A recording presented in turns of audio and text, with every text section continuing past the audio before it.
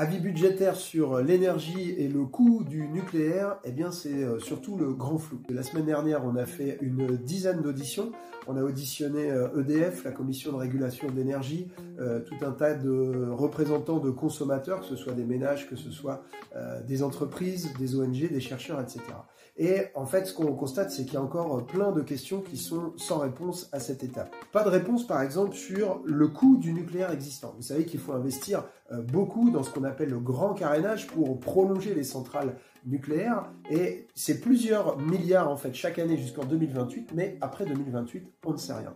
Pareil sur le coût du nouveau nucléaire, où il y a déjà eu deux estimations, une cinquantaine de milliards, une soixantaine de milliards, et là on nous dit qu'on est en train de refaire l'évaluation uniquement pour le prix des 6 prochains EPR2, on ne va même pas regarder pour 14. Sur le financement du nouveau nucléaire, les industriels, les grands consommateurs d'énergie disent qu'ils ne veulent pas mettre un copec là-dedans. En fait, ils sont traumatisés par le fiasco de Flamanville. Ça fait 17 ans que c'est en chantier à Flamanville. Il n'y a toujours pas un seul électron envoyé sur le réseau. Donc, ils n'ont pas envie de partager le risque industriel avec EDF si jamais les fameux EPR2 ne voyaient jamais le jour. Par contre, il y a des dispositifs d'aide d'État pour EDF, pour financer ce nouveau nucléaire. Et là, on comprend qu'en fait, c'est le contribuable qui va assurer ce risque industriel. Et par contre, on n'a aucune estimation du prix en sortie de ces nouveaux réacteurs qui verront peut-être le jour. On ne sait pas combien ça va coûter sur la facture. On le sait d'autant moins que le fameux accord entre Bruno Le Maire et EDF passé il y a un an, qui est un accord normalement de captation des profits d'EDF pour les redistribuer aux consommateurs,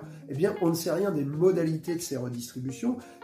Et en vérité, personne n'est capable d'expliquer aujourd'hui comment ça va se traduire sur les factures des Français. Tout porte à croire que avec la fin du dispositif qu'on appelle de l'Arenh, eh bien les factures vont mécaniquement augmenter, mais on ne sait toujours pas combien. Suivez la prochaine audition qui aura lieu le 9 octobre des services ministériels et on en saura peut-être enfin plus sur ces sujets.